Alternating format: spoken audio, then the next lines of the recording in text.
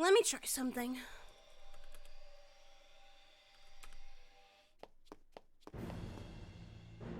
He had to chase after Palmer. It didn't matter if he didn't grab the vial. Something about the way this was playing out made Kano sure of it. Calling upon all his rugby training, he broke out into a sprint. Deftly dodging through the crowd, Kano kept Palmer in sight. He would catch him. One way or another, he was going to bring this bastard down. Suddenly, he gained on his quarry. At last, he drew within striking range and immediately dived into an expert tackle. He caught Palmer around the waist. Their bodies collided with a violent force. Oof! Palmer went down, flailing, and hit the pavement hard. Even then, he tried to resist, but Kano straddled him and held him down. Tell me the password, Kano snarled. The kidnapper sneered triumphantly. You made the wrong choice. Wrong choice. The UA is now out. Nobody can be saved. You just killed everyone in the city. No, Kano shot back. No one's going to die. And what makes you so sure of that? The way you fought the scene just now. If the virus had really been in those vials, you could have never had hope to escape infection. Running off on foot would be pointless. Palmer said nothing, which means there was no virus in those vials.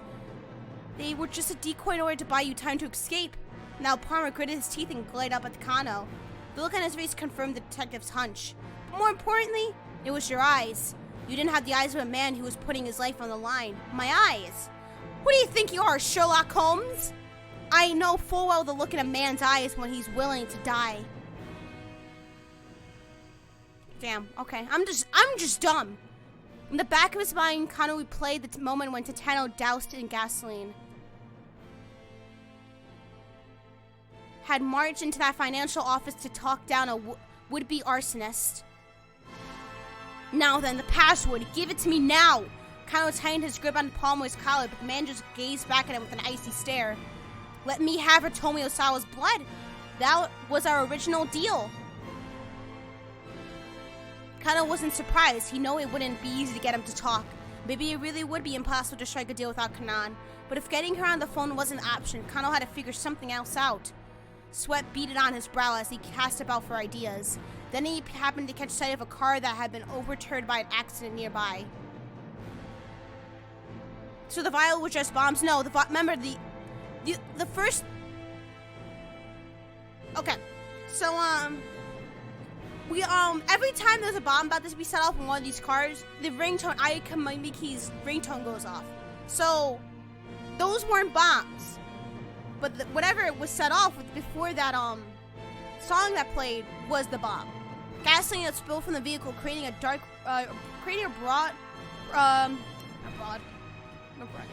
dark puddle on the pavement. Whatever. Kano took out his handcuffs and cuffed Palmer's arm to his own. Come with me. Jerking his captors back to his feet, Kano led him over to the car. Then, without hesitation, he sat down in the pool of gasoline. Yanking on the handcuffs, he pulled Palmer down beside him. Oh shit. Kano pulled a lighter from his pocket. Palmer snorted. And just what's it supposed to be, Tell me the password, or else you'll light the gas? You'll be burned to a crisp yourself. Yeah, probably. Kano heard the casual desperation in his own voice. What the hell are you thinking? The smile vanished from Palmer's face. Kano scowled to him. I just want to know the password. Yet if I die, my friends will avenge me. Kano met Palmer's stare dead on. Palmer and Kano locked eyes, both refusing to back down. The scent of gasoline fumes filled the air around them. Kano knew that the slightest spark could set off a massive fireball. No, you're not fucking doing it! You're not fucking doing it!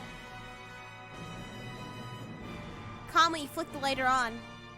You can't be serious. Palmer's eyes fixed on the tiny flicker of flame. The password. You value life so little? The password! In his mind, Kano could see the pages of Dick Diary clear as day. Dictatum number 1. Never lose sight of what you're supposed to protect. Ever.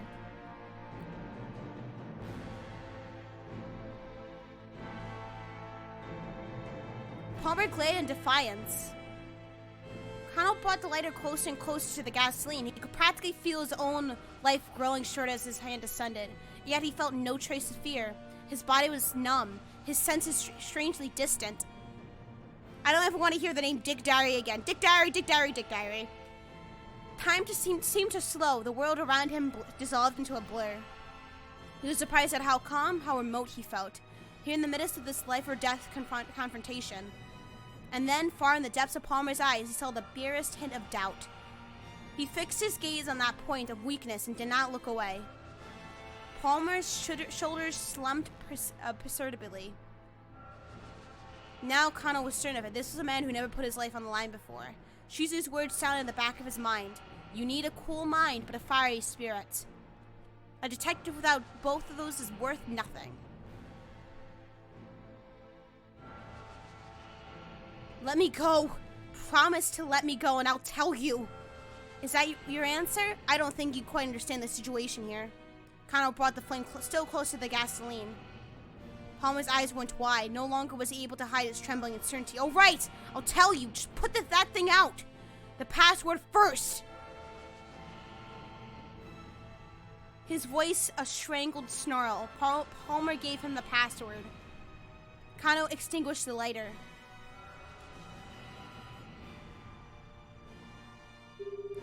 Bitch! Tell me it! Pulling out his cell phone, Kano dialed up Osawa. As he did, he recalled his last exchange with Stanley at the electronics shop. My baby boy!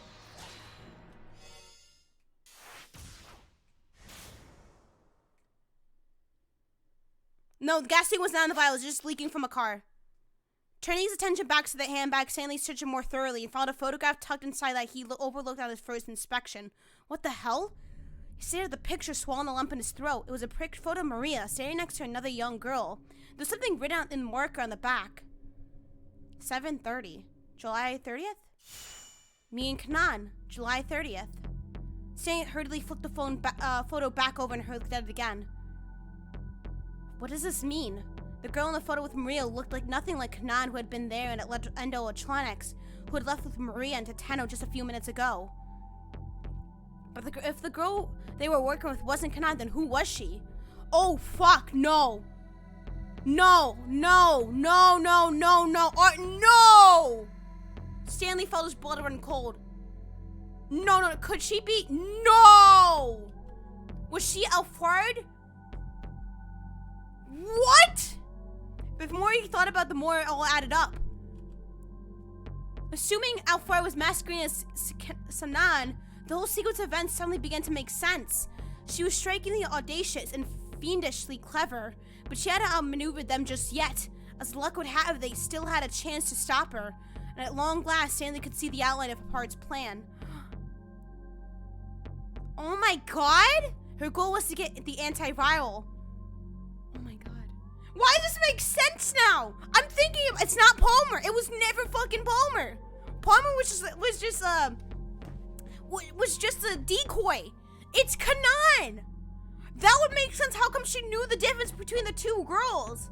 That would make sense why she wants the antiviral so bad and why she wants to go to the lab so badly. They don't need her. They only need Osawa to go there. They didn't need Kanan. A red fucking herring. I love a misdirection. What a twist. Her goal was to get the antiviral, but extracting DDSS from Atomi's blood wasn't enough, and Okushi Pharmaceuticals still had the drug at their laboratory. The antiviral's value came specifically from a monopoly on it, which meant that in addition to obtaining the drug itself, a part also needed to destroy Okushi's research facilities. Yeah, we all take it back like in Kanan. Man, this is the biggest fucking twist. That was the crux of her plan. And you know what? They always kept talking about the gender of Alphonse. They said, we don't even know their gender. They kept making that point. Like, we don't know what Alphonse's gender is. We don't know Alphonse's gender. And usually, when you say that kind of shit, that means the mastermind's a girl. It's never a male. Fuck, why didn't we see this fucking coming?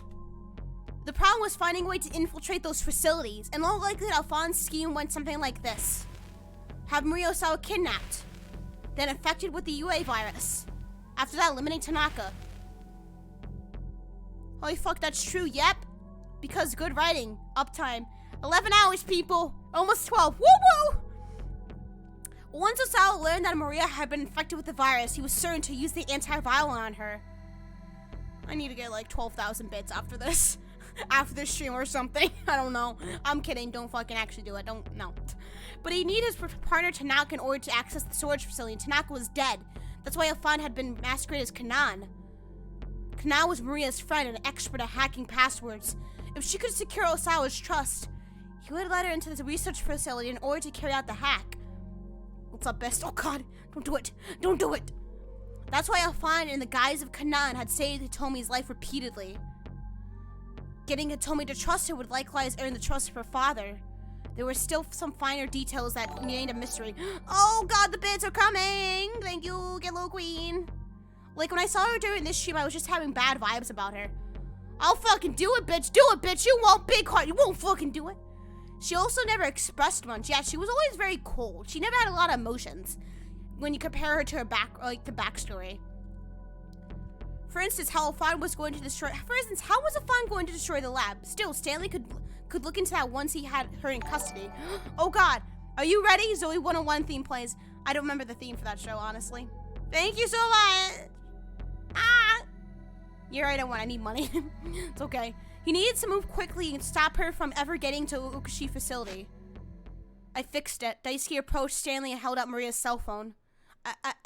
Well, as best as I could at any rate. It looks like it'll get a signal, but whatever data was on it is all gone. I see. Stanley took the phone and put it in his pocket. We never saw Kanan's face in her flashbacks. That's true, Rose. We never saw her face in the flashbacks. We didn't even see in the fucking picture. She hoped he might be able to learn something useful from it, but luck evidently wasn't on his side. He was just going to have to go up against Alphonse with whatever he already had. Now that he guessed what was really going on, Stanley went to talk to Kano. You needed to go to the scramble without me, he said. What? Kano was visibly shocked. Where's all this coming from all of a sudden? Please, don't ask me to explain. Something else has come up, and I have to see to it. Also, she never answered the call. I know, right? She never fucking answered it. Stanley hated having to do this. He wished he could explain everything, but if he made any unusual moves now, there was a risk that Alphonse would pick up on it. It was better to keep his companions in the dark, just in case. I understand, Kano said. Do what you have to and come back. I'm sorry. I wish I could tell you more. It's all right. I'll find a way to get by. Kano gave him the thumbs up. The sight brought back some painful memories. Up until just a few hours ago, Stanley had instinctively seen Kano as all too naive. And now he finally knew why. Kano was just like his younger brother, Frank. Oh, damn, he did a thumbs up too before he fucking died from that bomb. They might have looked very different, but in the way they mixed up their responsibilities with their personal feelings, they were totally alike. Stanley couldn't discount that naivety. In the end, it was all part of the human condition. Jack, are you really okay with this? Frank cast an anxious look at his older brother as they made their way onto the University of Chicago. It's my responsibility to look after you, Stanley told him. As long as you take your studying seriously, I'm all for it. Frank had been worrying about tuition costs as he prepared for college. After losing their parents 5 years earlier, damn. And good luck paying for college after that. I hate Frank's haircut. The two had struggled to get by. Yeah, but Stanley set both hands on his brother's shoulders. Listen to me, Frank. You're my brother and I care about you. I just want you to do something you can be proud of. All right, here, Jack, I hear you. And thanks. And here's the info on the University of Chicago. Kano, promise me one thing. What's that? Once this is all over, you'll go have a beer with me. Sure, all right. That's a promise now. Remember. Kano flashed at him a grateful smile.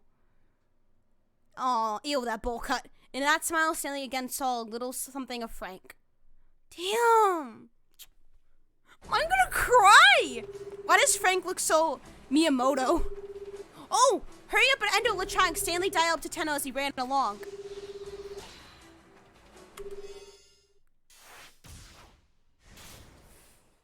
Here we go, bitches. Once they made it past Shibuya Station, the roads were relatively clear. They ought to make it to the lab in no time. Oh, fuck. The phone rang again. It was Stanley. What's going on? He asked the American. Listen carefully. Your life may depend on it. I'm going to ask you some questions. If the answer is yes, say that's right. If that's no, say what we'll do. For a moment, Tenno was bewildered. From the urgency of Stanley's voice, however, he realized that there was some kind of emergency. That's right, he said after a moment. That ought to be let Stanley know that he understood the code. Is Kanan with you right now? That's right. That Kanan is an imposter. Titano gripped his phone more tightly. Oh my god! Oh my god! Oh my god, oh my god. Hoping it would stop the trembling in his hand. It's her, Stanley. She's outpowered. The detective had to stifle a gasp of alarm. I don't have time to fill you in on details, but I got some pretty comfortable evidence. You need to turn it back now. Titano struggled to come to terms with what he just heard. He glanced at Kanan through the rearview mirror. She was holding Maria tightly in her arms. Was this really all an act on her part? If so, why? There was only one possible reason. If Kanan was really a part, then she had only one goal. She was pretending to help Maria in order to get to the lab. Alpart is the ultimate imposter, honestly, yeah. Where she would be able to steal the antiviral. But wait, hold on. Kanan was Maria's friend, wasn't she? Hitomi had said as much herself. Kanan is my sister's friend. Maria certainly knew what her own friend looked like, and since it was obvious that Maria might be present, it didn't make sense for a clever imposter to pretend to be Kanan. To be fair though, Maria never confirmed that was Kanan. Maria never confirmed it was Kanan. She kept every opportunity she had to confirm. She either ran away or was not there. When Kanan stepped in, she passed out. Maria passed out. When Kanan saved her, Maria just ran. She never turned around and saw who saved her. She just ran, so Maria never confirmed it.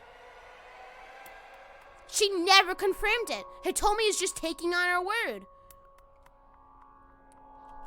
Or did it? When Kanan showed up on the roof of South Hill, making a surprise attack on Titano, Maria had taken off down the staircase without ever looking back. And when she turned up the Endo Electronics workshop, Maria was already collapsed and fell unconscious. The only person who could confirm her identity never did. That's why they constantly kept hiding her face in flashbacks. Didn't you think that was a little odd that they never showed her face in the flashback despite us knowing who she was? Then that would have been, then that's not Kanan right now. You could cut the tension with a bobby pin. Oh my god. Titano felt a chill spreading through his body. As far as he knew, Maria had never actually seen the girl who was now sitting in the back seat. Well, if I really knew how to manipulate people. But then what about Hitomi? Shouldn't she have known what Kanan looked like? No, she never knew. Titano tried to remember what Hitomi said. Kanan is my sister's friend. I just met her for the first time today. She met her for the first time today. Shoot her now. If they've never met, JP, shoot her now. If they never met each other before today, then maybe Hitomi didn't know what the real Kanan looked like. That was the only explanation that made sense. Shoot her now. Do it. Hey, Titano, you still with me?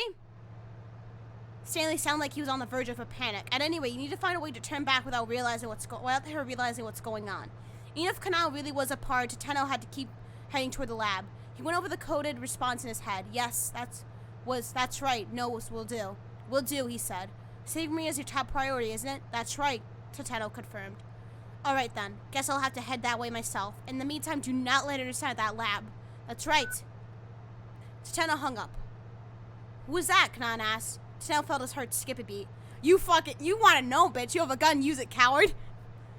That was Kusei, the cop from earlier. He tried to keep his voice as level as possible. He was worried about us and wanted to check up. Ah, okay, Kanan muttered, sounding disinterested. Titano could only hope she hadn't guessed the truth. It felt like the specter of death himself was breathing down on his neck.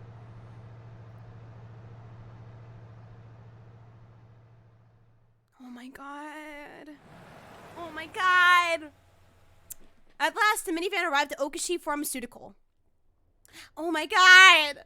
Titano pulled up at the front gate and got out of the vehicle. Off to one side of the entrance was an intercom for contact at the security room. Assuming you've already heard the details from the director, Titano barked into the intercom. Open up. We haven't heard anything from Director Osawa, the security spat back. And moreover, the lab is currently on lockdown. I'm sorry, but not even Director Osawa is allowed inside. That's ridiculous. Oh yeah, we almost at 12 hours, guys. 20 more minutes. Titano scowled at the intercom in frustration. Then a car came racing toward him in the street. Oh god, oh god, oh god, oh god, oh god, oh god. The sound of screeching brakes filled the air as the vehicle skidded to a halt, and then Kenji Osawa jumped out from the driver's seat. Maria! Osawa rushed over to Tateno and then to Maria, where he lay in the minivan. He looked carefully at his daughter's face. Oh, thank goodness. She still hasn't gone to symptomatic. Mr. Osawa, why aren't people being allowed into the laboratory? Osawa tilted his head. They're not? Tateno explained what the guard had said. That's ridiculous. Osawa immediately called the security guard over the intercom. He got the same story. You gotta be kidding me, Osawa raged. I'm the lab director here, but the lab security guard wasn't hearing it. I'm sorry, sir. These orders come from Mr. Makino. No. So am I just supposed to sit out here and watch my daughter die? Tateno racked his brain for other ideas. Maybe they have to climb the gate and break their way in? Oh, then over the intercom, they heard the sound of a phone ring in the security room. The security guard answered without muting the intercom. His voice was faintly audible. He sounded rather differential. Who in the world could he be talking to? I? Maybe Makino. Maybe I talked to Makino. Before Tateno could muse further, the gate suddenly opened. I definitely talked to Makino. And then Makino talked to that security guard. Huh? Why? Tateno and Osawa looked at one another in surprise. I have a message for Director Osawa from Mr. Makino, the security guard said. From Makino? Osawa huddled over the intercom and had a brief, subtle voice exchange with the guard. What was that all about? Tateno asked. It would seem that my wife was able to pull some strings for us.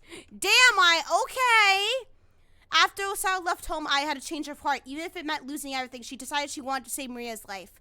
Although Maria was not Ai's real daughter, it turned out that the time they spent living together had sowed the first seeds of a familial bond.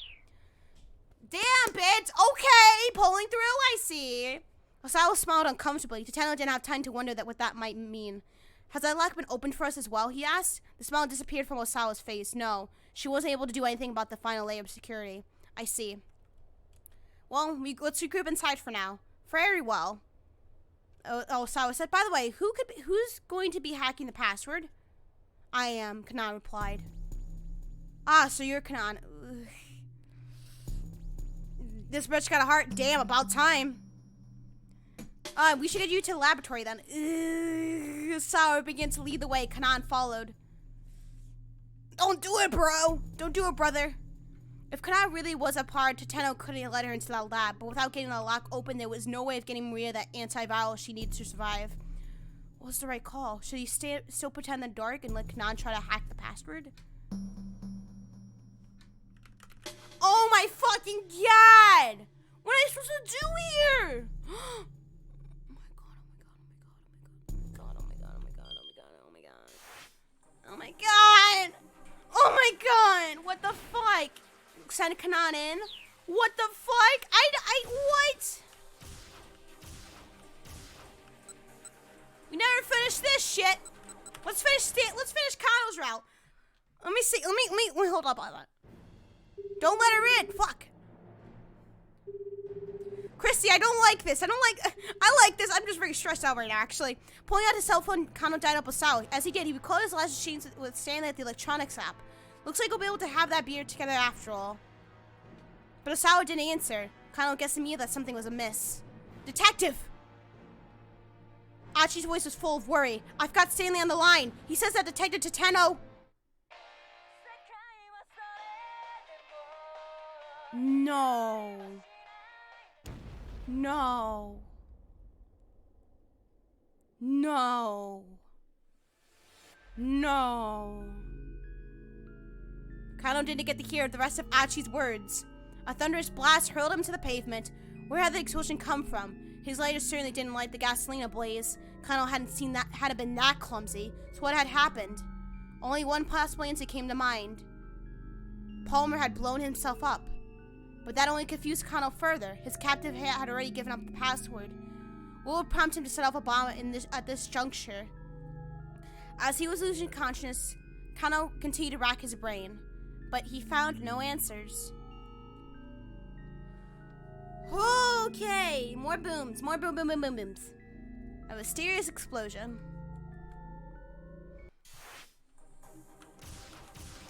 I'm assuming that will only get us a bad end too. Right. Oh god, oh god, oh god, oh god. Let's finish Archie's route. Let's finish Archie's route, get a bad end, and then I feel like we can actually do the other two. Oh my god, why there's so much stress here. You know this is a bluff. Kano's gonna go after him. He's like, oh, what did it? And he's like, take my blips. They're not actually real. I'm gonna seriously kill my voice today. Like, I'm not gonna have a voice tomorrow. Oh, look at this rationality. If we let her part in, we could get the drug while she destroys everything. But if we let her out, she might get suspicious to kill them. I know, right? Fuck, dudes. It's like, no. Also, damn that bad ending. Yeah, so we're stuck in a dilemma here. We're stuck.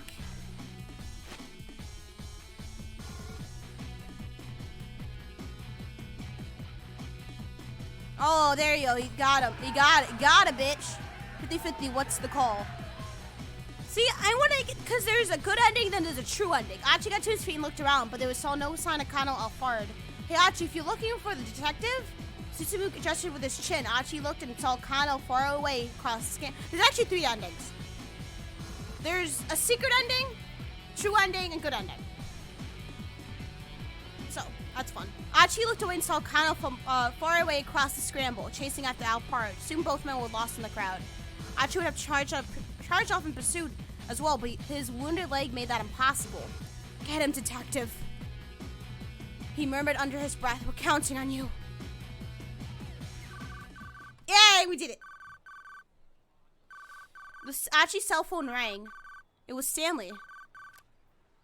Mr. Stanley, what's going on? Something isn't right. Huh? I can't get in touch with the channel, Stanley said. What about your end? Anything unusual going on? No problems here for the moment. Detective Kano managed to catch Alfard. Did he get the password? I don't know. I think he just finished his interrogation. Could you put me on the line with Kano? Yeah, give me a sec. Oh, no. Secret ending is Stanley fulfilling his destiny of becoming Agent Smith. I wish, right? Massive explosion. Fuck it, let her in. Worst case scenario that she fucks everything up. We get the good case and then really could be cured. That's true.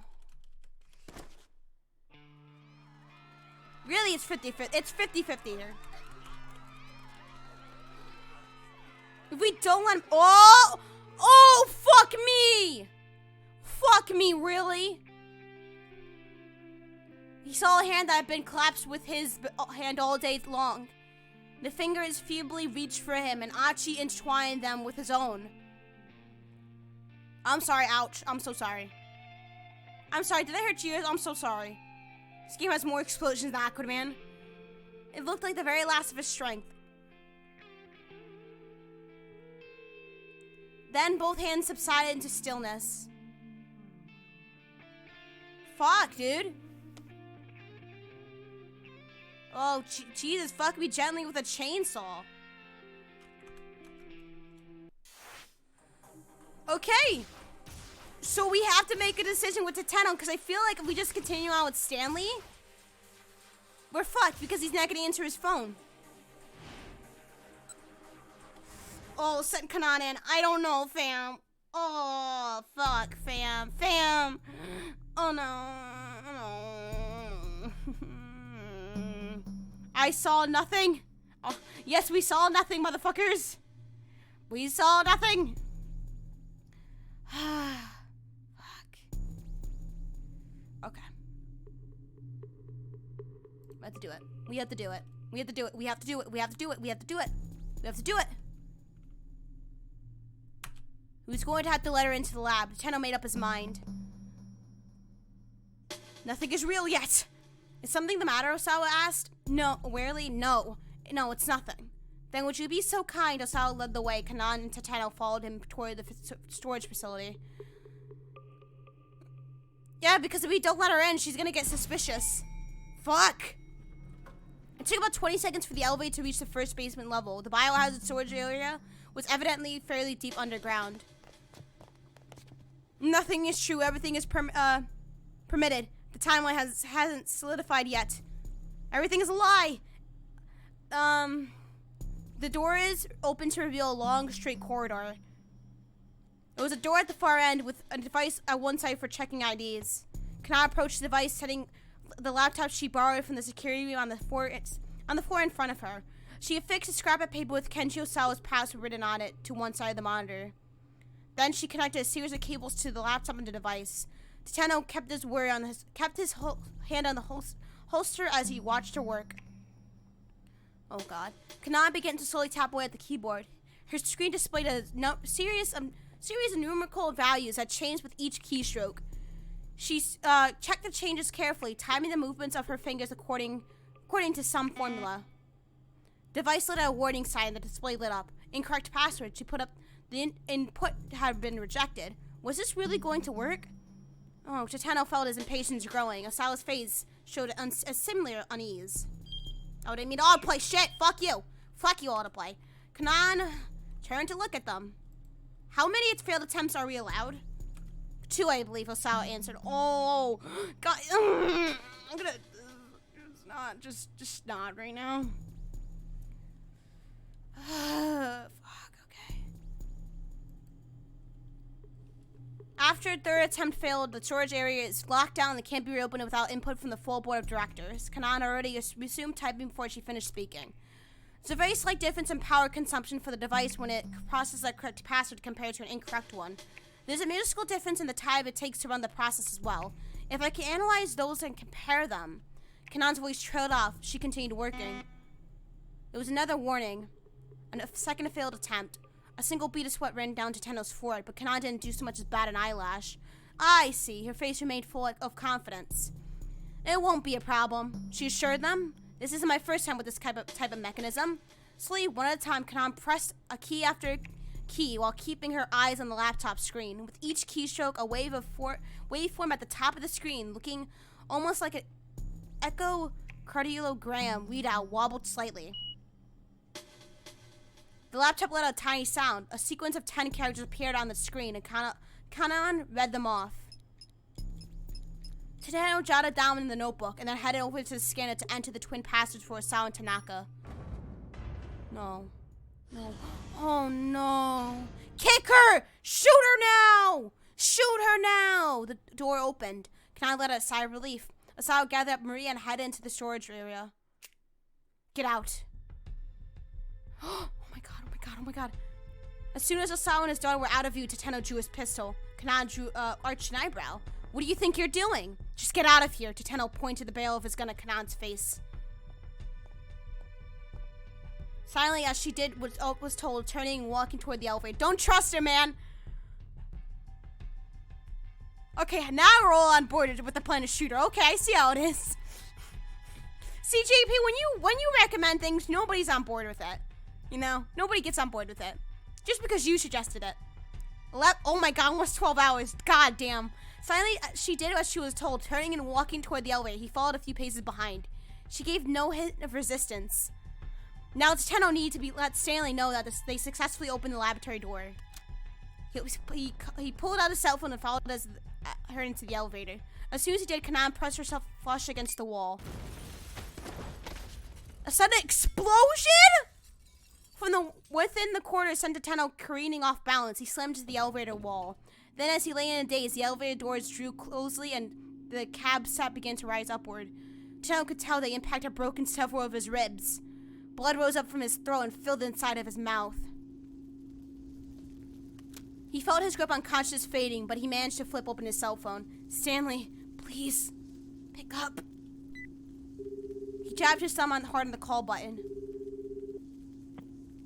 Stanley here. What's going on? Hey, has something happened? Hey, answer me. But it was too late for Tateno even to hear Stanley's voice. Sure know how to let her inside. A wordless warning. Okay. So we can't let her inside. Let's continue on with Stanley though. Let's see what my boy Stanley's up to. I'm betting it was the second option. Yep. Hurrying out his end electronics, he dialed up Stanley. Listen carefully. Simple code. He told Tateno to respond with "that's right" to mean yes, and "will do" to mean no. There was no time for anything more complex. Stanley is going to the supermarket. He's gonna get them sales on those oranges. Right now, Stanley just needed to stop Alpard from getting into the lab. He quickly explained his suspicions about Kanan. Tateno sounded distinctly unnerved. At any rate, Stanley said, "You need to find a way to turn back without her realizing what's going on." "Will do," Tateno said. So he was going to head to the laboratory despite Stanley's instructions. "Save Maria is your top priority, isn't it?" "That's right." The detective's affirmation was firm. Oh my god, Stanley's one hot dude. Not gonna lie, he's looking pretty hot. He's looking pretty fine. Alright then, guess I'll have to head there that way myself. In the meantime, do not let her inside that lab. That's right. Tateno was no match for Alpard. She figured what was going to happen. She was probably going to kill him on the spot. Reassurance and encouragement would be meaningless right now. Instead, Stanley left Tateno with one final warning. If it comes down to it, shoot her.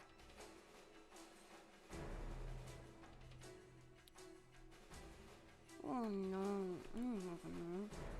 What?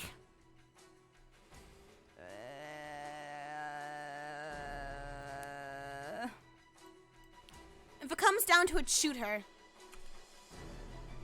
If you hesitate for a moment, she'll have you dead. Tateno hung up without saying anything.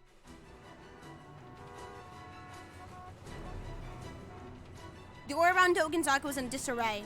The government had declared a state of high alert, and the people on the street were milling around uneasily, unsure what was going on.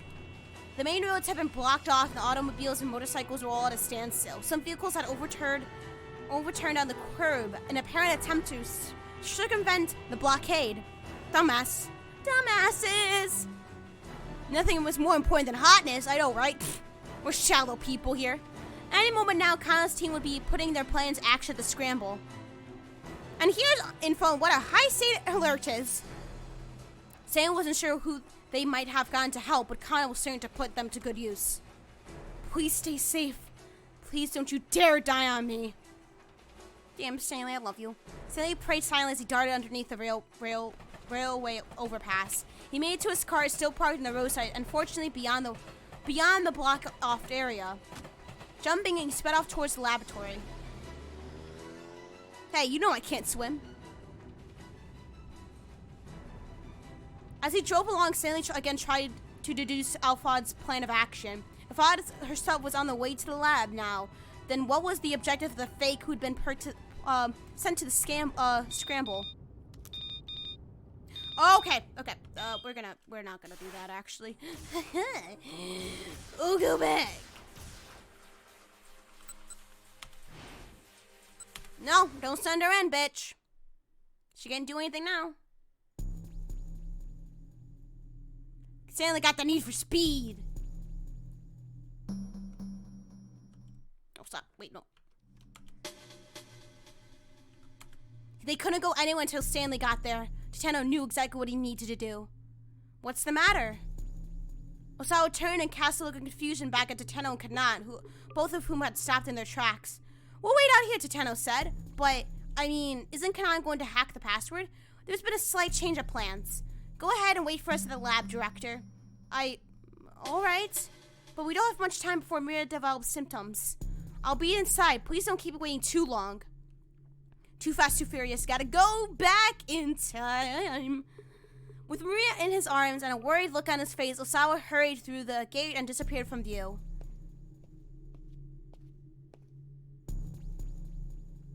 "What do you think you're doing?" Kanan asked. Stiffening as Tateno nudged the barrel of his gun against her spine. "You're a fart, aren't you?" "I have no idea what you're talking about. It's no use trying to play dumb." Stanley found proof. Before he finished speaking, Kanan seemed to disappear from view. Oh, fuck! We have a Mexican standoff here. Both agents.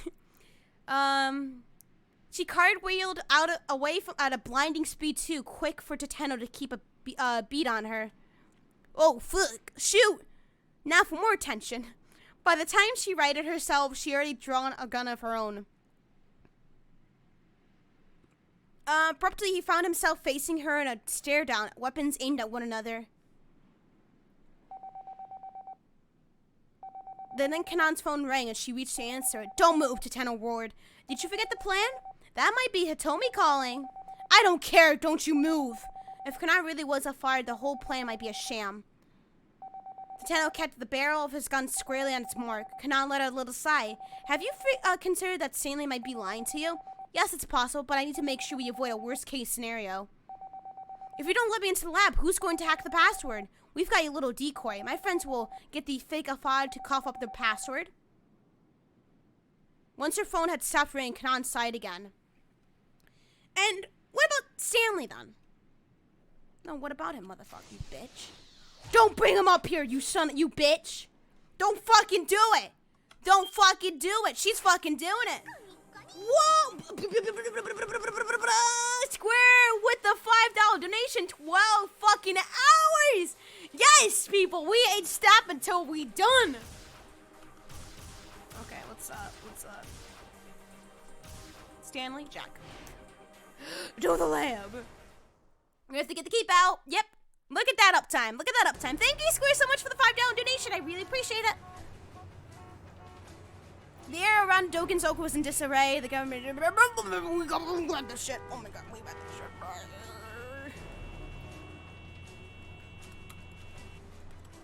Okay, is there any way to actually skip stuff like F1? To unselect jump toggle. Yeah, okay. Yeah, I can't do anything about that. I can't do anything. We just have to press space constantly, folks. Woo! This is fun. Stanley prayed silently as he darted underneath the railroad pass, railway pad. My god. 12:22, folks. A.M. Keep out. Oh, okay, we got the jump for that. Don't you fucking worry.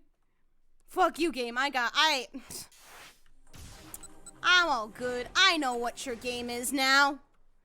I unfortunately have to go to bed. I have a test to fail tomorrow. Good night, all, and good luck, Christy. Thank you so much. Good luck in your test. Will, I believe in you.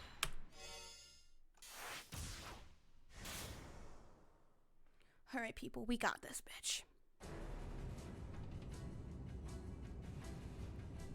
As he drove along, Stanley again tried to deduce Alphad's plan of action. If Alphad herself was on the way to the lab now, then what was the objective of the fake who'd been sent to the scramble? Tagged as a decoy. Surely that was imposter's purpose, but it wouldn't be a simple matter of providing a brief distraction. Alphad had been careful to wipe out almost everyone she associated with in the past. That was precisely why all of her defining characteristics such as age and sex and nationality had been unknown. It was unthinkable that she allowed this decoy, who was almost certainly... Oh my fucking god! 12 damn hours, Chrissy. You are awesome. JP, thank you for the $10! Oh my god! Holy shit! Thank you guys so much! Alright. Yep, 12 hours and 3 minutes. J fucking P. You've earned it, kid. Thanks, man. I appreciate it. Reading a fucking visual novel at that, I didn't think my voice would actually be able to withstand it. But hey, I guess all those years of reading visual novels certainly paid off here. It was unthinkable that she allowed this decoy, who almost certainly knew who she was, really was, to stay alive. And since Hitomi carried the antiviral in her body, Alphad likely wanted to get rid of her as well. In all likelihood, the terrorist mastermind was planning to steal the antiviral from the lab. But as long as some of it remained in Hitomi's bloodstream, she wouldn't have a monopoly on it. Aha! Stanley suddenly blurted out. He just realized what Alphad hoped to accomplish at the scramble. She meant to eliminate both Hitomi and her own decoy at the same time. The question was how. Beginning with her bombings in Chicago, Alphad had made frequent use of remote-controlled explosives.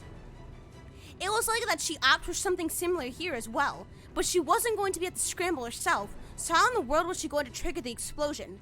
Was there some clue to be found in something she'd said or done earlier? Think. Try to remember. Think. Try to remember. If he didn't do something, everyone at that scramble was probably going to die. Then as he desperately racked his brain, he remembered something Kano had said. It had been a while when they were at the scene of the minivan explosion together. He said he heard a cell phone ringtone at the time of the explosion. Not sure if that's significant though. The Ayakamiki song, bitch! It was significant. It was significant. Stanley recalled the recent exchange between Afand and Hitomi. The two had called each other's cell phones. Afand hasn't really been checking to make sure she had the right number. She's been checking to make sure Hitomi hadn't changed her ringtone. That was it! The bomb was set to detonate in response to a specific piece of music. What? And the ringtone on Tomi's phone was the trigger. Where could that bomb be hidden then? Stanley didn't have the time to think. He needed to alert Kano and the others right away. As he pulled out his phone again, he recalled the map of the stakeout positions. Kano would probably be right next to the decoy Alphonse. It might be a mistake to call him under the circumstances. Maybe he couldn't risk calling Kano, but he could call Achi. Stanley dialed Achi number's phone. Please don't let me be too late. He muttered to himself as he waited for the call to connect. Please connect, please connect, please connect, please connect. Oh my god. Wait, so he didn't blow himself up? What is happening? So, apparently, in order for the bombs to go off, they have to listen to a certain piece of music. For example, early on in the game, Hitomi ran to the blue minivan where she thought her sister was at. And as soon as she got to the minivan, her cell phone rang, playing an Ayakamimiki song, and then the bomb went off.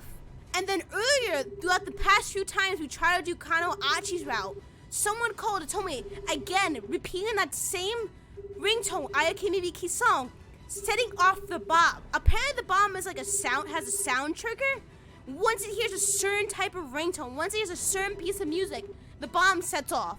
Fucking this is some next grade shit. But although he called it repeatedly, Achi still didn't pick up. Was he already too late? Stanley dreaded the answer to that question. Bad end? Keep out! My asshole! Okay. Okay.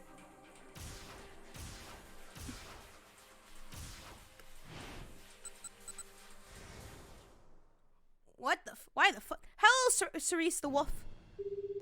Have you been streaming for 12 hours? Yes, I have. I have. Was this good? Oh, sorry, no, that's later. Looks like we'll be able to have that beer after all together.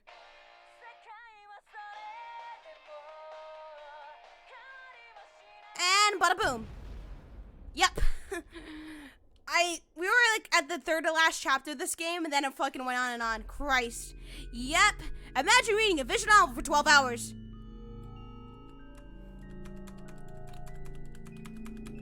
$12 of pure magic, though. Palmer had blown himself up. Yeah, we had this. So bad J-pop is the bomber's trigger. Yes. Yes. Yes, it was, JP.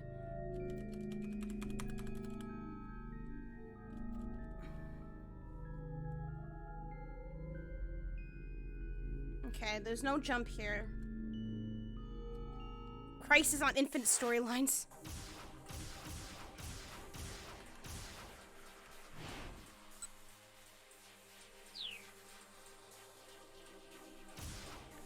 We're gonna keep out of that for now, I guess. I don't think we can do anything with that. An avian with Achi. Maybe, actually. Go back. We'll try it, fans. Okay, we'll try this again. Phew! Because it's dealing with Achi, so I'm assuming we have to do something with Achi. If not, then it's Chitano. We're just eliminating people. It's a matter of elimination. Process of elimination, folks. It's very helpful sometimes.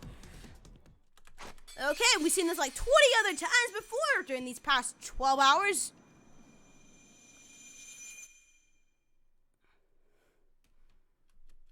Oh, look out, gotta get him. Oh.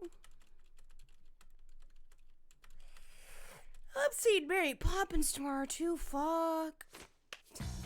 All this shit. For fucking what?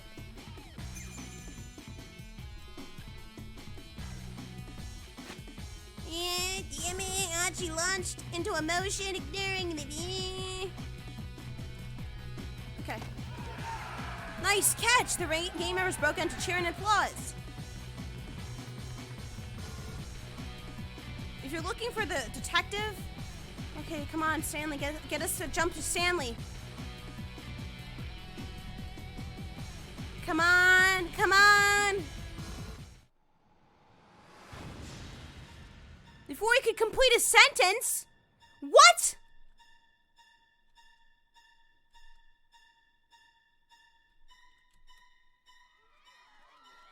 What?! The music didn't even go off that time.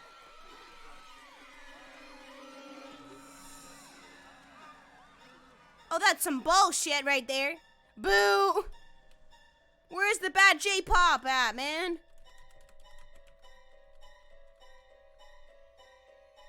Okay, I'm assuming that's a glitch. I expected explosions all the time, no matter what at this point. I'm so confused, but that's because I don't have 12 hours of context. You need all the context, even after like the 12 hours. Like, we didn't do the entire game in 12 hours. This is like 30 hours worth of content we did so far.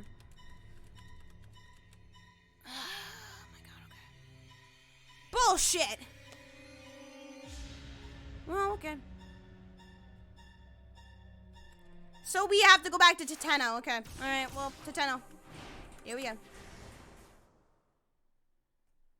You'll never have enough context for this game. Seriously, seriously, JP's right on that one. Is he on his way here? Who knows, Teteno said. At that, Kanan loaded her gun. She seemed disturbingly full of confidence. Kanan flipped open her cell phone. Who do you think you're calling? Teteno adjusted his aim, pointing his gun at the young woman's head. Look, I'm going to call Hitomi and have her clear these suspicions you're up about me. We don't have time for this right now. Wouldn't you agree? Oh god, you gotta shoot the phone, shoot the phone, shoot the phone!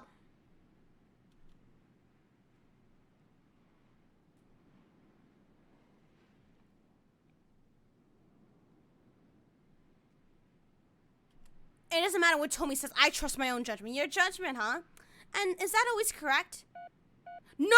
Fucking stop it! Shoot her! Shoot her! Shoot her! Shoot her! Shoot her! She's not answering. Kanan hung up and tried to call again. Shoot her! It's me. It looked like she got in through this time. The detective doesn't trust me. Apparently he thinks I'm Alpha, not Kanan.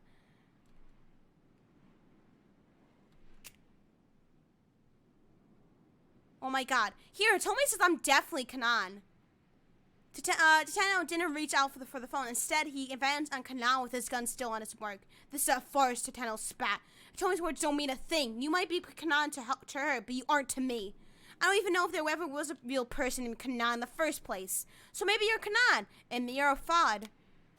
Kanan shook her head, then put her phone away. If you're really a fraud, then you don't actually need to hack the password, Teteno said. I'm guessing you already got it from Tanaka, which means you'll be able to get your hands on the antiviral as soon as you get into that lab. Kanan didn't so much as flinch. The only thing stopping you is the antiviral still in Hitomi Osawa's body. Possessing the antiviral and having a monopoly on it are two very different things. You want to eliminate Hitomi. That's why you lured her down to the scramble. Am I wrong? If that's true, then how am I planning on getting rid of her? Using the so-called substitute Alpharand or something? Yes, that's right. Channel couldn't be certain, but he couldn't think of any other way. Bombs, bitch, bombs! Can I let out a laugh? You don't know the first thing about Alphand, she said. Alphand keeps the outlines of his plans blurred so that the deliberate actions just get lumped in with the coincidences. That's how the crux of all of his plans. That's how he's able to pull off his schemes by himself. He'd never solicit help from a third party. The words seemed like they were Kanan's, but also seemed like they were Alphand's or whatever. Whatever the case, Tento had to let Kano know that Hitomi was in danger. With his gun still ready, he got out his phone and called the detective.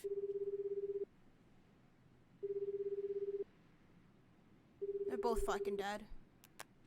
But the phone rang several times and nobody answered. For now, Teteno could only pray that Kano and the others would be able to handle whatever threat they were up against. I am not letting you in there. At that, Kanan let out a faint chuckle. In that case, I'm going to have to eliminate you. Even without her gun raised, she radiated intimidation. Teteno might have her at gunpoint, but she could feel the threat of her presence like a gathering storm. Eliminate me? She looks fucking evil, but it's because she is.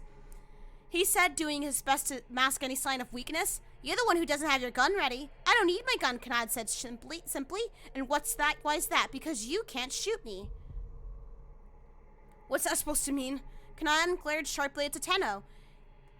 Her look pierced him like a blade. Then she quirked an unsettling smile and took a step closer to him. Don't move, he warned. Tenno said, try anything funny, I'll make sure you don't regret this. What? Fuck this bitch! I want to shoot him, but I'm pretty sure we can't.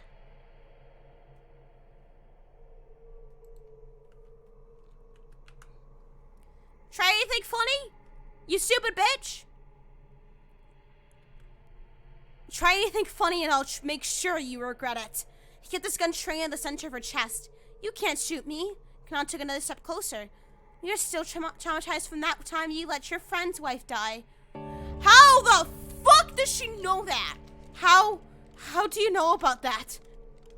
Tenno was shaking now, his aim wavering. I heard you talking with your younger detectives up on that rooftop. That was right, she had been there. Let's test my theory out. Kanad pointed her index finger on her own heart. If you think I'm Alfarge, then shoot me.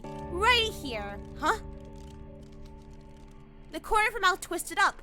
You can't do it, can you? Tenno's hand shook all the more. You're afraid to pull the trigger. It was as if her words were a spell that she was casting over him. You can hardly even stand the thought of pointing your gun at someone. Oh, fuck me. That face, bro. Tenno shook his head violently back and forth, but he couldn't get Kanan's words out of his head.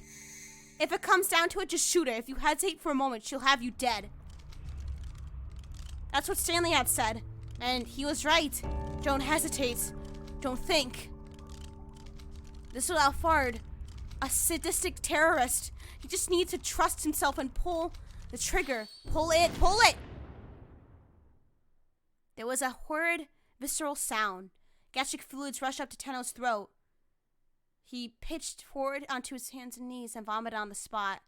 The sensation of pulling the trigger, the recoil in the wake of a shot. It was exactly as it had been all those years ago. He never wanted to fire a gun again. At this point, he'd probably never be able to.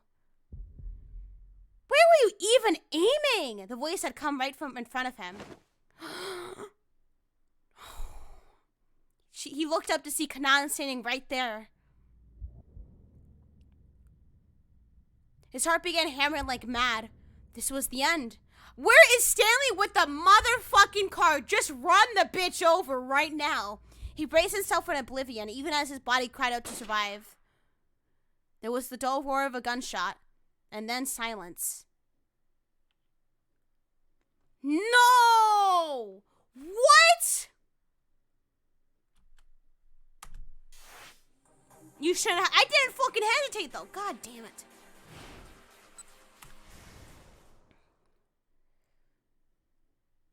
Are you fucking kidding me? Bad end. Feels bad. Fuck you, game. I don't want to pull this trigger if I don't have to. Press F to pay respects. Please. It's not that you don't want to pull the trigger. It's that you can't pull that trigger. Kanad took another step forward. You're still traumatized from that time you let your friend's wife die. How do you know about that? The tenant was shaking now, his aim wavering. I heard you talk with the younger detective up on that rooftop. That was right, she had been there. Stanley, you're in a Chevy, super, fucking run the bitch over. Run, exactly, where's Stanley? And the Chevy. Where's Stanley in the fucking Chevy, folks? Let's test my theory out. Kanad pointed her index finger at her own heart. I'm all fond. Shoot me right there then, huh? Fucking come on, run the bitch over. The corner of her face twisted up. You can't do it, can you? Blah, blah, blah. I can't, I guess. I just can't. Why not? Self-care, guys. Reminder. Self-care reminder. Breathe, drink water, do all the things necessary for your health and well-being. I want you all to keep a smile on that face. Ooh. Jesus Christ, her face is creepy as hell. Please kill this bitch. I want to kill this bitch. That's what Stanley had said, and he was right. Don't hesitate. Don't think. This was Alfard, a sadistic terrorist. He just needs to trust himself and pull the trigger. He pulled the trigger. There was a horrid, visceral sound. I think we shouldn't have told him that as Stanley. Fuck, we fucked up.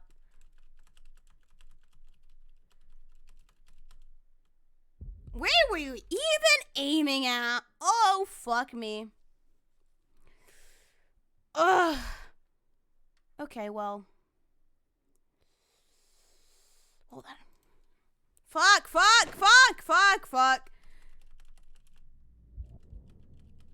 Run the bitch over! So what the fuck? I know, right? Ugh. Where's Stanley with the card? You did all that and you missed. Guess you gotta choose the other dialogue option for the first one, yeah. Fuck me. One last shot.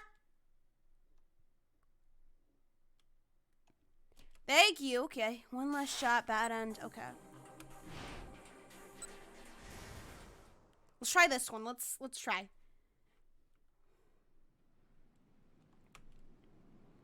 Stop. This is the sort of nonsense we don't have time for right now. Kanad shook her head, then pulled her phone away. If you're really Alfard, then you don't actually need to hack the password. I'm guessing you already got it from Tanaka, which means you'll be able to... The only thing stopping you is the antivirus still in Sama's body. Sama? I'm fucking losing it. Fucking put together her first and last name.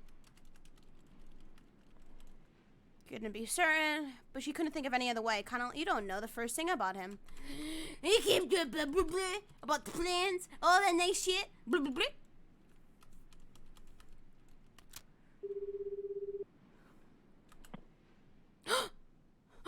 What?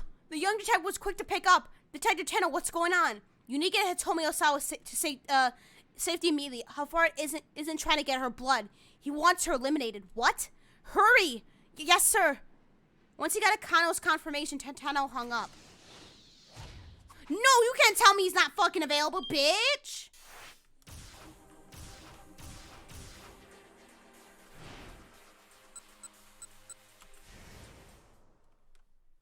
Oh my god, what? Spaghetti or tomato soup? Spaghetti. I love me some spaghetti.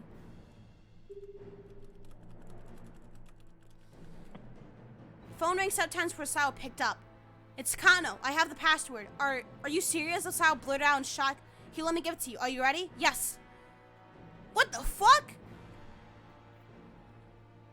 59FBAI4QL1. How are you supposed to guess that? As he passed along the alphanumerical sequence, Kano kept his eyes on Palmer. The man stared back at him with an expression of bitter defeat. There was a long silence on the other end of the phone.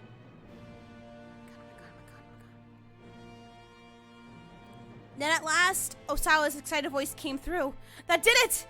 It opened! The lock opened! Kano let out a deep breath of utter relief. Palmer snorted. You're really satisfied with catching me and saving the life of one girl? I suppose it's a Japanese way to forget the pain that's been visited upon you.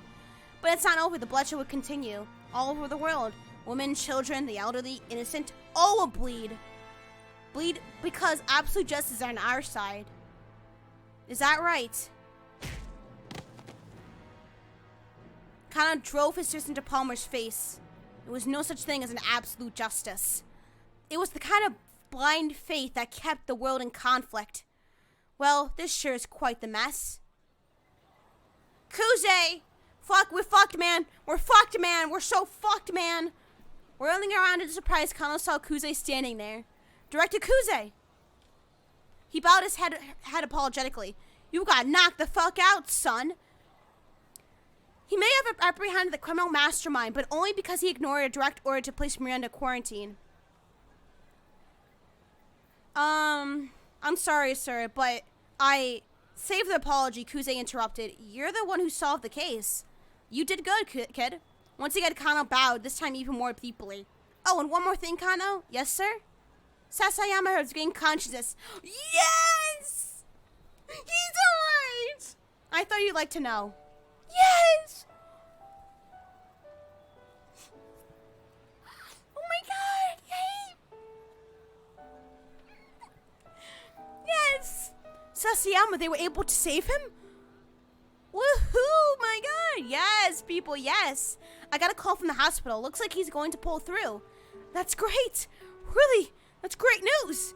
Tears of relief came to Kano's eyes, and if Asar was able to get the lock at the lab open, he should be able to get Maria the antiviral without further difficulty. Kano dragged Palmer to his feet, then undid the handcuff from his own wrist. Using it properly to properly bind his captive. Who's Sasayama, his boyfriend? Yeah, you know, it could have been, but it's his partner that got stabbed in one of his internal organs, and we thought he wouldn't live, but, you know, he's living now.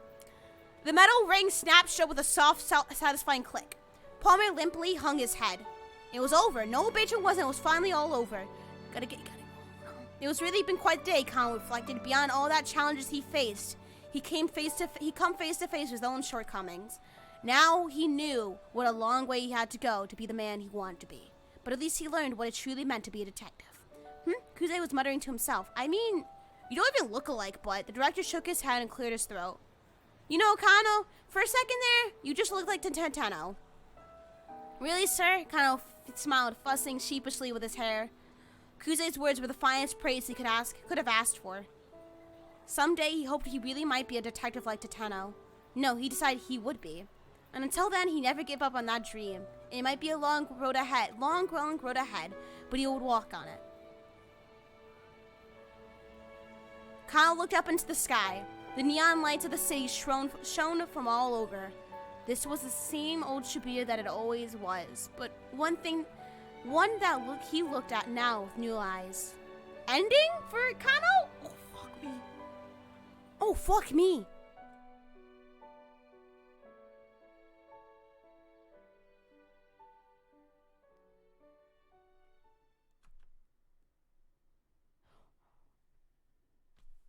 You fuckers! I keep out?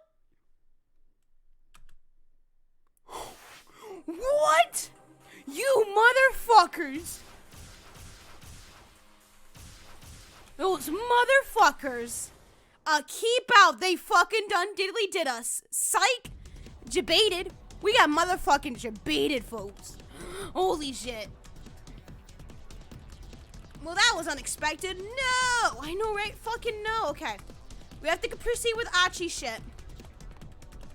Because now the bomb won't go off. We'll be okay.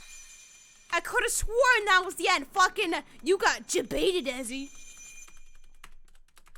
I seriously wish there was a way to skip text you've already seen, but that's not a thing in this case, which is actually a huge problem. And not in this case, in this game, which is actually a huge problem. Blah. Oh, wow, this is so great. I love it.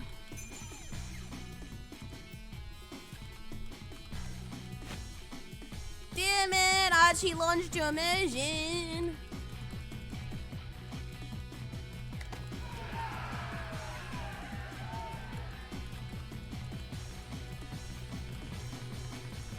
Almost there.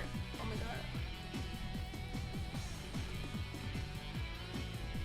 god. Okay, you can run after them. Blah, blah, blah, because of his injured leg. Okay, come on, get the call from Stanley. Stanley's here to save the motherfucking day, folks. What? No! You motherfuckers jebaited me again. Fuck off with that cock bullshit. Fuck off with that. Seriously, I know, right? So many fucking keep outs, bro. We're gonna be here for fucking days. You guys thought the stream was gonna end? Nah. Really? Tagged as a decoy.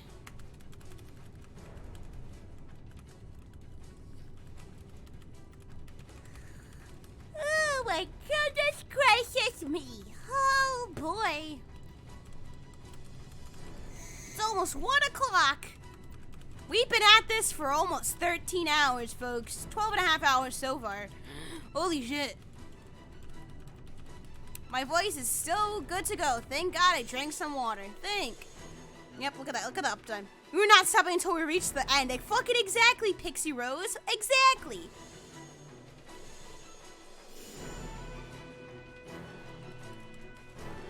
We ain't fucking stopping. The party ain't stopping until I say so.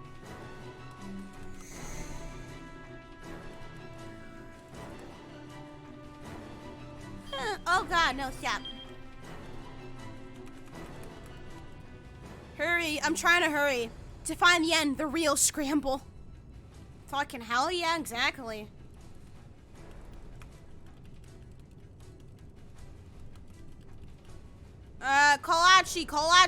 Kolachi.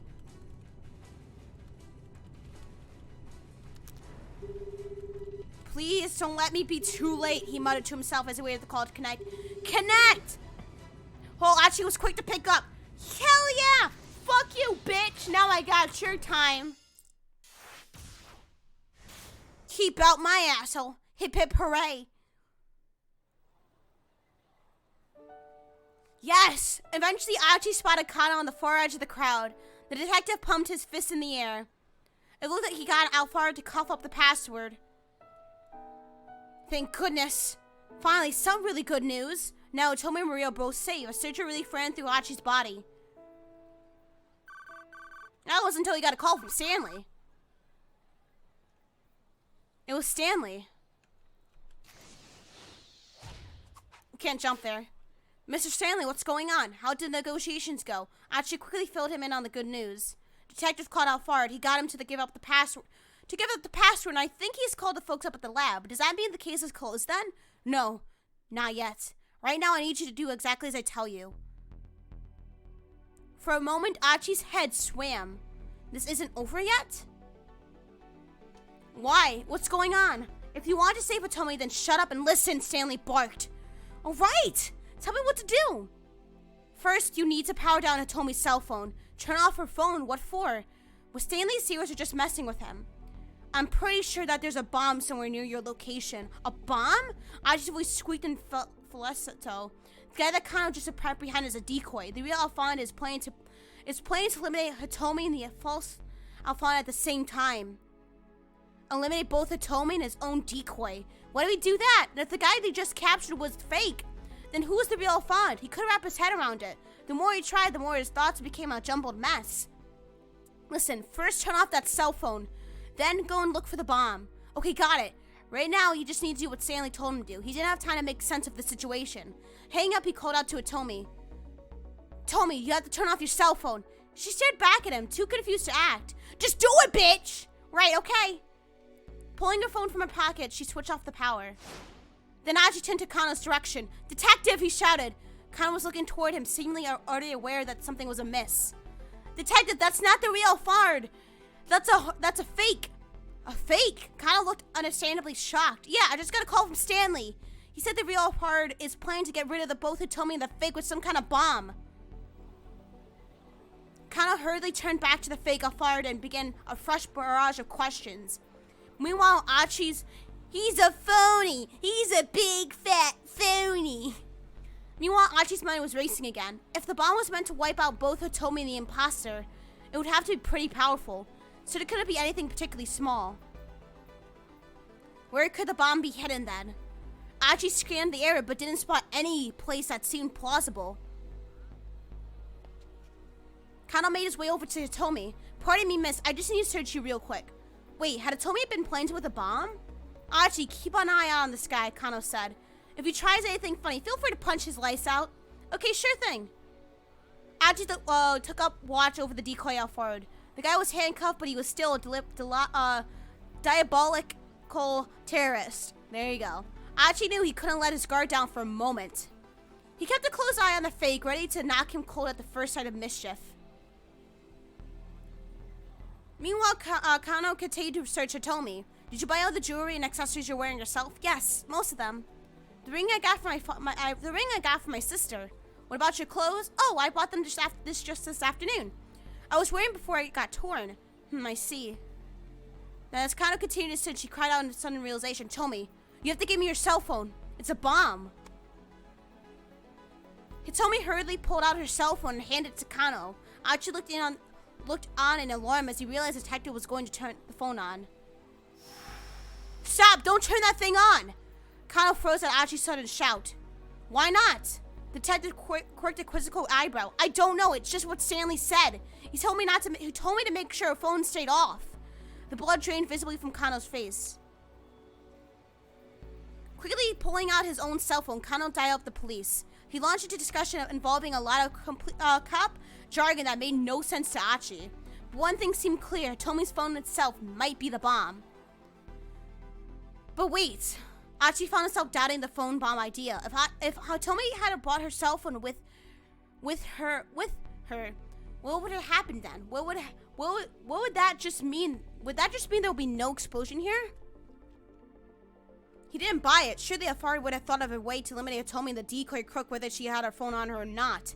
It was too worrying a prospect to ignore. Achi waited patiently for Kano to hang up, then asked, well, what do we do?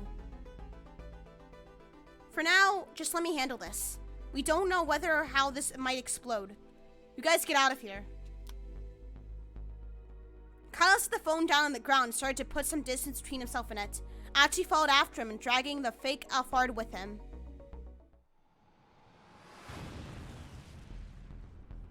What the fuck?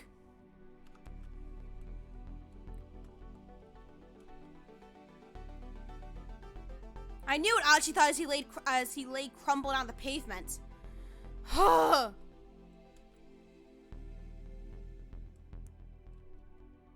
Something else must have exploded instead. It was the last thought Achi ever had.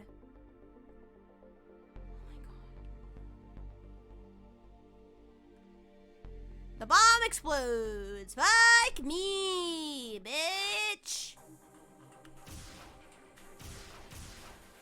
Fuck off with that bull fucking shit. No, exactly square. No, really, fuck you. Achi's quick to pick up. Mr. Stanley, what's going on?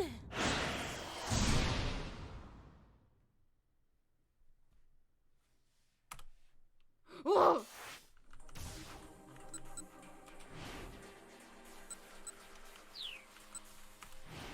Where's the jump, bitch? There we fucking go. Can Achi not have happiness? I fucking guess not.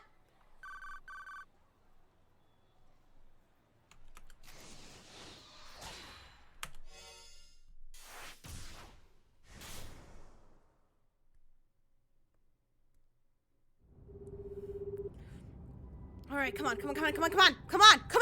Please don't let me be too late, he muttered to himself as he waited for the call to connect. Achi was quick to pick up. Mr. Stanley, what's going on? How did the negotiations go? The detective called Alphard. Achi replied happily. He got him together the password. I think he's called the folks at the lab. Does that mean the case is closed then? No, not yet. Right now, I need you to do exactly as I tell you. There was a pause before Achi responded. Why? What's going on?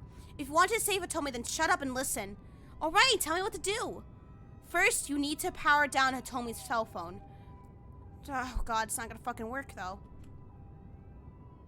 I'm pretty sure there's a bomb somewhere near your location. A bomb? Achi's... Why didn't the people just fucking leave, honestly? Okay, we went through this conversation. Oh, my God.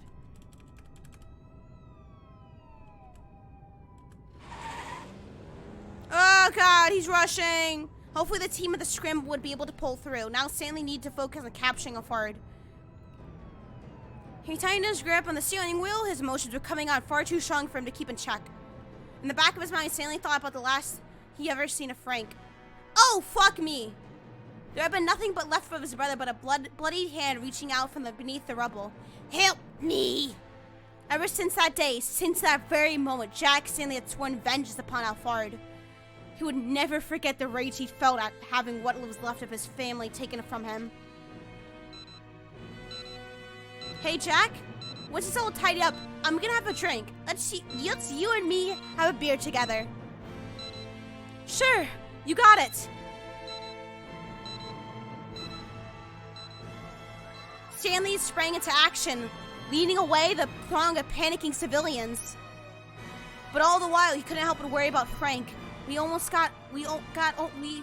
almost 30 minutes left. He'll be fine. Backup will definitely be here in time. He did his utmost to reassure him, but still the doubts gnawed. When the bomb squad descended upon the area clad in their protective gear, Stanley shot a look at his watch. Look at that shit! He felt a surge of relief. Only about 15 minutes had passed. There was still plenty of time for them to deactivate the bomb with their liquid nitrogen. All I'm learning from this game is a bomb and nobody gets fucking happiness, Lamau. Yeah, I mean, that's kind of true. Thank God Frank's going to be alright, motherfuckers. Yeah, about that, but he got no chance to relish that thought. Psych! There was an ear-splitting boom as a powerful shockwave shook the area. Stanley whirled back around, staring in horror at the place that his brother had been. Nothing remained but a mound of rubble. Psych, bitch!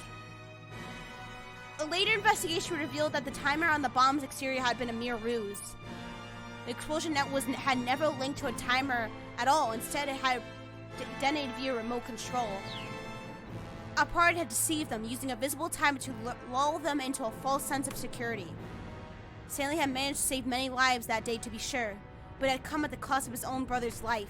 Had he really made the best decisions he could have made? He was still asking himself that same question over and over, even now. But no matter how much he blamed himself, it wouldn't bring Frank back. If there was one thing he could still do for his brother, it was getting revenge on Alfred with his own hands. The explosion with Tommy always happens near his cars. The bomb is in a car. Exactly, Picture Rose. Stanley had been in constant pursuit of Alfred ever since. He would stoop to any level for information without remorse. His opponent was someone who would do anything at all to achieve a goal. It only made sense for him to do the same. At some point, he stopped even hesitating to get his own hands dirty.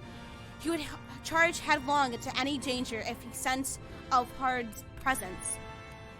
Even his own life was a price he was willing to pay in the name of vengeance. He could never hope to latch his jaw onto his quarry's throat if he behaved like prey himself. He must be the greater predator. He would cast aside his humanity, would become a blood-stained beast if that improved his chances at the hunt. For the hunt was all that mattered. Pursuit of Alfred had become his only purpose. So it had been for the past 2 years. Now those years flashed back through Stanley's mind in the blink of an eye. As he came back in the moment, he marveled at his own ferocity and the depth of the wound he suffered. Oh God, if I do get my revenge, what would Frank think? Frank is kinda motherfucking dead. If I do get my revenge, what would Frank think? Always thinking back to the dead family members, or the dying family members. When Stanley pictured his younger brother, it wasn't with a smile on his face. The realization gave him pause. In the end, killing Alfred wouldn't bring his brother back. That went without saying. But although he could see now that revenge was an absurd goal, his heart still churned deep and dark with resentment. Oh God. The Yokoshi Pharmaceutical Lab finally came into view. But there was smoke! Stanley felt a chill in the pit of his stomach. He hopped out of the car and then gasped. Deteno. Oh, fuck, man. The detective was sprawled face down on the ground with the laboratory gate, his gun still in his hand. Blood had pooled from his head. He had been shot at close range. Death had been instantaneous. All too late, Stanley felt the weight of his mistake. Got himself killed. Welp! Fuck me, I guess. Fuck. Fuck, fuck, fuck. Fuckity fuck, fuck, fuck.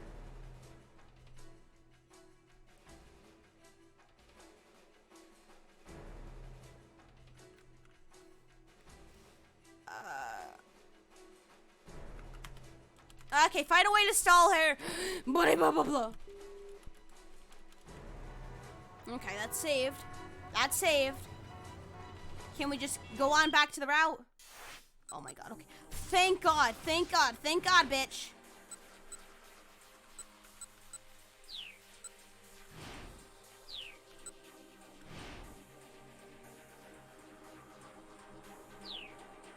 Ellie, thank you for the host. Oh my God. You still going at this? That's dedication. Bitch, we've almost been live for 13 fucking hours, Flares. Oh my God. Okay.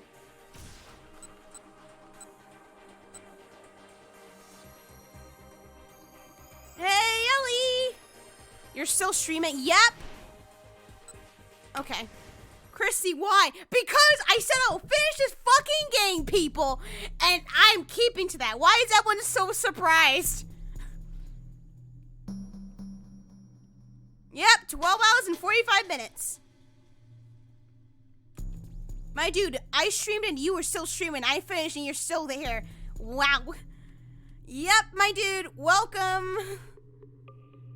What's the matter? Stay hydrated. I did stay hydrated, thankfully. I also got some snacks. Got fruit roll-ups, man. We're out of here. But no, Chrissy needs to stay hydrated, bot. Don't worry, I don't have water on me now. I'm not surprised, but dang, this game is long. I know! Fuck! Fuck me!